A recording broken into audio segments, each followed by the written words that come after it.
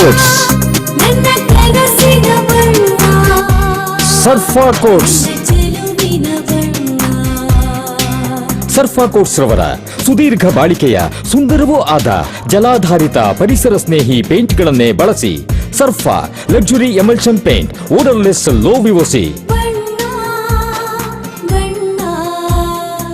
Good for health, good for earth. Sarfa coats. ನಮ್ಮ ಮಲೆನಾಡು ಶಿವಮೊಗ್ಗದಲ್ಲಿ ತಯಾರಾದ dairy fresh ice cream, pure milk ಬಳಕೆ, real fruits ನ ನೈಜ ಸವಿ, ನ್ಯಾಚುರಲ್ ಕಲರ್ಸ್ ಮಾತ್ರ, ಯಾವುದೇ ಆಡೆಡ್ ಕಲರ್ಸ್ ಇಲ್ಲ. 15 ವರ್ಷಗಳ ನಂಬಿಕೆಯ ಸೇವೆ, ರುಚಿಯಲ್ಲಿ ಟೇಸ್ಟಿ, ಆರೋಗ್ಯದಲ್ಲಿ ಬೆಸ್ಟ್. ನಮ್ಮ ಊರಿನ ಹೆಮ್ಮೆ, ನಮ್ಮ ರುಚಿಯ ಆಯ್ಕೆ ಡೈರಿ ಫ್ರೆಶ್ ಐಸ್ ಕ್ರೀಮ್. ಸಾಮಾಜಿಕ ಸ್ವಾಸ್ಥ್ಯವನ್ನು ಗಮನದಲ್ಲಿಟ್ಟುಕೊಂಡು ಸಮಾಜದಲ್ಲಿ ದ್ವೇಷ ಬಿತ್ತುವ ಮತ್ತು ಪ್ರಚೋದನಕಾರಿ ಹೇಳಿಕೆ ನೀಡಿ ದಂಗೆ ಮಾಡುವವರ ವಿರುದ್ಧ ಸರ್ಕಾರ ದ್ವೇಷ ಭಾಷಣ ಮಸೂದೆಯನ್ನು ಪಾಸ್ ಮಾಡಿದೆ. ಈ ಮಸೂದೆಯನ್ನು ಇಡೀ ರಾಜ್ಯ ಮೌನವಾಗಿ ಸ್ವಾಗತ ಮಾಡಿದೆ ಎಂದು ಕೆಪಿಸಿಸಿ ವಕ್ತಾರ ಆಯನೂರು ಮಂಜುನಾಥ್ ತಿಳಿಸಿದರು. ಶಿವಮೊಗ್ಗದಲ್ಲಿ ಪತ್ರಿಕಾಗೋಷ್ಠಿ ನಡೆಸಿ ಮಾತನಾಡಿದ ಆಯನೂರು ಮಂಜುನಾಥ್, ಬಿಜೆಪಿಯವರು ದ್ವೇಷ ಭಾಷಣ ಮಾಡುವುದೇ ನಮ್ಮ ಹಕ್ಕು, ಅದನ್ನು ತಡೆಗಟ್ಟಬಾರದು ಎನ್ನುವಂತೆ ಪ್ರತಿಭಟನೆ ಮಾಡುತ್ತಿದ್ದಾರೆ. ಬಿಜೆಪಿಯ ಕೆಲವು ನಾಯಕರನ್ನು ಹೊರತುಪಡಿಸಿ ಉಳಿದವರಿಗೆ ಈ ಕಾಯ್ದೆಯಿಂದ ಯಾವುದೇ ಸಮಸ್ಯೆಯಾಗಿಲ್ಲ. ದ್ವೇಷ ಭಾಷಣ ಯಾರೇ ಮಾಡಿದರೂ ಅವರು ಶಿಕ್ಷೆಗೆ ಒಳಪಡುತ್ತಾರೆ. ಆದರೆ ಬಿಜೆಪಿಯಲ್ಲಿ ನಮ್ಮ ಜಿಲ್ಲೆಯ ಚನ್ನಬಸಪ್ಪ, ಈಶ್ವರಪ್ಪ ಹಾಗೂ ಆರ್ಗಾಂಜನೇಂದ್ರ ಅವರಿಗೆ ಈ ಕಾಯ್ದೆಯಿಂದ ತೊಂದರೆಯಾಗಿದೆ ಎಂದು ವಾಗ್ದಾಳಿ ನಡೆಸಿದರು. ಮುಂದುವರೆದು ಮಾತನಾಡಿದ ಅವರು, ಈ ಕಾಯ್ದೆಯಿಂದ ಬಿಜೆಪಿಗೆ ಯಾಕೆ ಇಷ್ಟೊಂದು ಸಂಕಟವಾಗುತ್ತದೆ ಎಂದು ಅರ್ಥವಾಗುತ್ತಿಲ್ಲ. ಅನಗತ್ಯವಾಗಿ ಕಾಯ್ದೆಯ ವಿರುದ್ಧ ಅಪಪ್ರಚಾರ ಮಾಡುವುದು ಸರಿಯಲ್ಲ ಮತ್ತು ಜನರಲ್ಲಿ ಗೊಂದಲ ಮೂಡಿಸುವ ಹೇಳಿಕೆಯನ್ನು ಬಿಜೆಪಿ ಈ ಕೂಡಲೇ ನಿಲ್ಲಿಸಬೇಕು ಎಂದು ಎಚ್ಚರಿಸಿದರು. ಒಂದು ಸಣ್ಣ ಬ್ರೇಕ್ ಮುಗಿಸಿ ಆಯನೂರು ಮಂಜುನಾಥ್ ಅವರು ಈ ಬಗ್ಗೆ ಇನ್ನೂ ಏನೇನು ಹೇಳಿದ್ದಾರೆ ಕೇಳೋಣ ಬನ್ನಿ. ನಿಯಮಿತ ಸ್ತನ ಪರೀಕ್ಷೆಯಿಂದ ಸ್ತನ ಕ್ಯಾನ್ಸರ್ ಅನ್ನ ತಡೆಯಿರಿ. ಆರಂಭಿಕ ಹಂತದಲ್ಲಿ ಪತ್ತೆ ಹಚ್ಚಿದ್ರೆ ಕ್ಯಾನ್ಸರ್ ಅನ್ನ ಗುಣಪಡಿಸುವ ಸಾಧ್ಯತೆ ಹೆಚ್ಚು. ಸ್ತನ ಕ್ಯಾನ್ಸರ್ನ ಆರಂಭಿಕ ಪತ್ತೆಗಾಗಿ ಸ್ಕ್ಯಾನ್ ಮಾಡಿಸಿಕೊಳ್ಳಿ. ಸಂಪರ್ಕಿಸಿ ನಂಜಪ್ಪ ಆಸ್ಪತ್ರೆ, ಕುವೆಂಪು ರಸ್ತೆ, ಶಿವಮೊಗ್ಗ ಮತ್ತು ಮಾಗನೂರು ಬಸಪ್ಪ ರಸ್ತೆ, ದಾವಣಗೆರೆ. ದೂರವಾಣಿ ಸಂಖ್ಯೆ 081922601111 ಅಥವಾ 081822680000.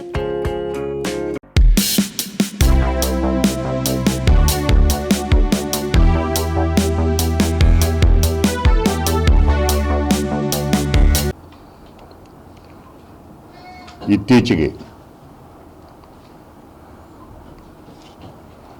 ಕಳೆದ ಅಧಿವೇಶನದಲ್ಲಿ ಸಾಮಾಜಿಕ ಸ್ವಾಸ್ಥ್ಯವನ್ನು ಗಮನದಲ್ಲಿಟ್ಟುಕೊಂಡು ಒಂದು ಮಸೂದೆಯನ್ನು ಪಾಸ್ ಮಾಡಿದೆ.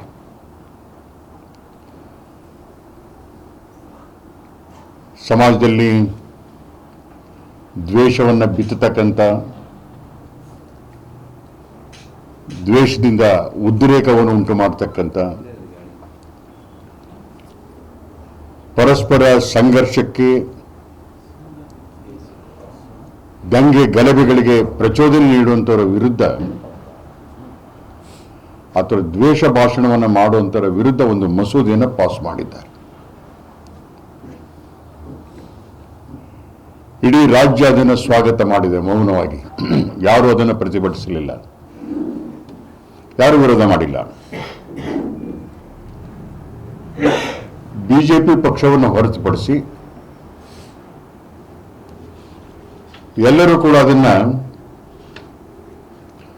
ಮೌನವಾಗಿ ಸ್ವಾಗತಿಸಿದ್ದಾರೆ.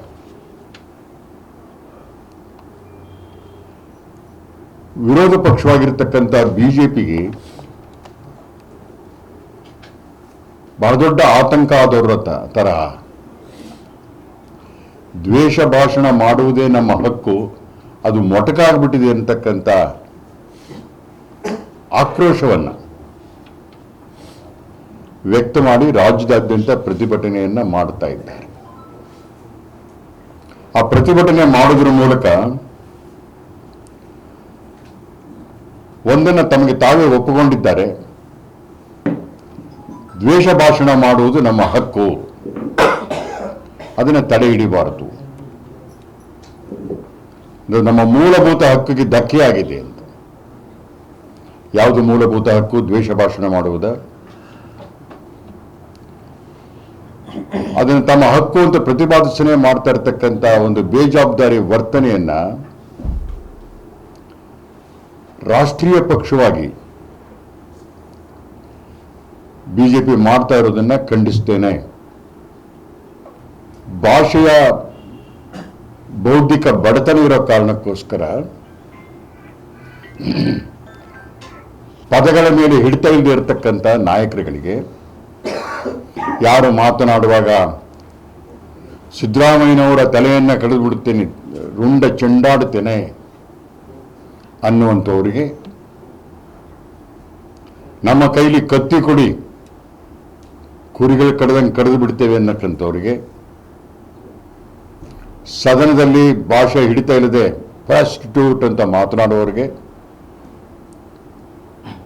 ಸದಾ ಒಂದು ಕೋಮನ್ನೇ ಟಾರ್ಗೆಟ್ ಮಾಡಿ ಮಾತನಾಡುವಂಥವರಿಗೆ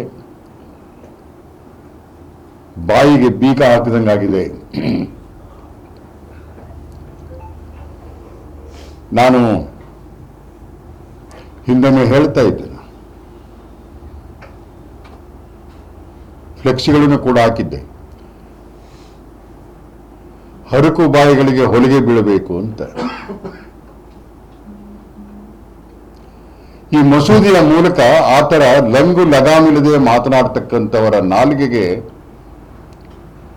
ಬೀಗ ಬಿದ್ದಿದೆ. ಅನಗತ್ಯವಾಗಿ ಅದರ ವಿರುದ್ಧ ಅಪಪ್ರಚಾರವನ್ನು ಮಾಡುವಂಥದ್ದು, ಅದರಲ್ಲೂ ಮತ್ತೆ ದ್ವೇಷವನ್ನು ಹುಟ್ಟಾಕುವಂಥದ್ದು. ಪಾಕಿಸ್ತಾನ್ ಜಿಂದಾಬಾದ್ ಅನ್ನಬಹುದೇ ಅಂತ ಭಾಷಣ. ಪಾಕಿಸ್ತಾನ್ ಜಿಂದಾಬಾದ್ ಅಂತ ಹೇಳಿದರೆ ದೇಶದ್ರೋಹದ ಕಾನೂನು ಈಗಾಗಲೇ ದೇಶದಲ್ಲಿ ಜಾರಿ ಇದೆ, ಅಂಥವ್ರ ಮೇಲೆ ಕ್ರಮವನ್ನು ತೆಗೆದುಕೊಳ್ಳಲಾಗುತ್ತೆ. ನೀವು ಯಾವುದನ್ನೋ ಸೇರಿಸಿ ಎಲ್ಲರನ್ನು ಕನ್ಫ್ಯೂಸ್ ಮಾಡ್ತಕ್ಕಂಥ ಈ ಪ್ರಯತ್ನವನ್ನು ನಿಲ್ಲಿಸಬೇಕು. ನಮ್ಮ ಜಿಲ್ಲೆಯಲ್ಲಿ ಕಷ್ಟ ಆಗಿರೋದು ಒಂದು 2-3 ಜನಕ್ಕೆ ಮಾತ್ರ, ಸನ್ಮಾನ್ಯ ಈಶ್ವರಪ್ಪನಂತವ್ರಿಗೆ, ಚನ್ನಬಸಪ್ಪನಂತವ್ರಿಗೆ. ಬಾಕಿಯವರಿಗೇನು ತೊಂದರೆ ಆಗಿಲ್ಲ.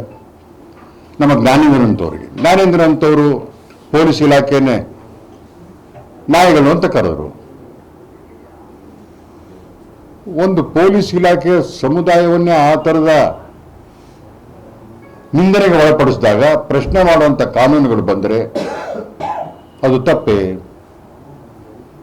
ಹಾಗಾಗಿ ನಾವು ಈ ಕಾನೂನನ್ನು ಸ್ವಾಗತ ಮಾಡ್ತೇವೆ.